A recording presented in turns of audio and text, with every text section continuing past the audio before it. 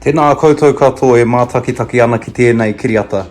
Oh well, I was just cleaning out my freezer. I just got another pig recently, so I thought I'd clean out the old stuff and maybe do some for you guys. But we are going to be looking at traditional kai preservation soon, and one of the kai preservation techniques is called a tahu. So we're going to do a tahu with this, and I'm going to show you how it's done, and then you guys can actually try it as well. So the first thing is we've got a couple of pork legs in here. They didn't get too badly damaged by the dogs. So I'm going to hit it with some tote, get some seasoning on those bad boys, and then we're going to add some garlic. I'll just push the garlic into the meat like that. And we're just going to throw the rest in as it is. Also, we've got a little bit of thyme from the garden, a little bit of thyme from the mara there. Chuck some underneath, some on top. It doesn't really matter, it's only for you guys. So what I'm going to do next is I am going to take this down to the ngawha or the puia. That's just down below Broadlands Bridge. We're going to put that into the ngawha. I'm going to show you guys how I do that. And then we're going to cook this and we're going to tahu it. So I'll see you in a second. Kia ora. Kia ora no whānau. Oh well, we're down at the ngawha at the moment. I've also heard some people call it a puia. But whatever it is, there's heaps of steam around here, and we're going to chuck this kai into the ground and see how we go. But pody down here, because every time I come down here, there's rubbish everywhere. That's pretty putty, to be honest, so I'm going to grab some of that stuff and clean it up in a second. But I'll just flip the camera around real quick, and you can see that is our pork down there.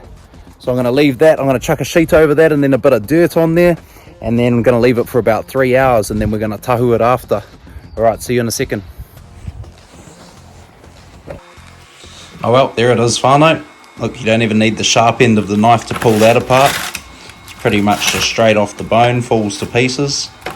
Now the thing about wild pork, or this wild pork in particular, is that it doesn't have a lot of fat content. So what I'm going to do, in order to tahu it, you actually have to have a lot of fat content in there. So I'm going to add a little bit of fat from some rendered down pork that I've got stored in the fridge, and that's going to help to cover it and preserve it in its own fat. Mauri ora. Alright, the pork has been in the fridge overnight. So what I'm going to do next is I'm going to chuck that into a pan. I'm going to add some pork fat into it, and we're going to tahu it up. So tahu is cooking it in its own fat. Just because this is a little bit lean, this pig, I'm going to chuck some other fat that I've rendered down in the pan as well. And we're going to cook it again, but in fat, and that's going to seal it up, which sort of stops the oxygen from getting to it. And that there will last about 6 to 8 months without going bad, without a fridge or anything like that, just stored in a cool place. So we're just going to start with a couple of spoons of rendered down pork fat, and then next we're going to add this pork into there, and we're going to cook it in this fat for about 20 minutes or so. So here's the first batch of tahu, just cooking away in that fat there.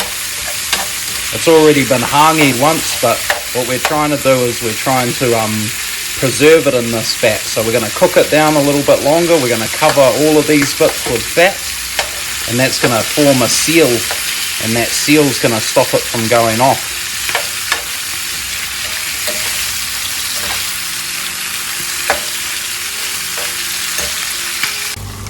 Now the thing about a tahu is after you've cooked it for about 15 or 20 minutes, you'll notice it starts going a little bit brown, and that's sort of what you want it to do. You want it to sort of dry out, sort of cook down in the in those fats, and that's got a different taste to it when you cook it up as well. You can sort of taste the tahu meat as soon as you cook it up again.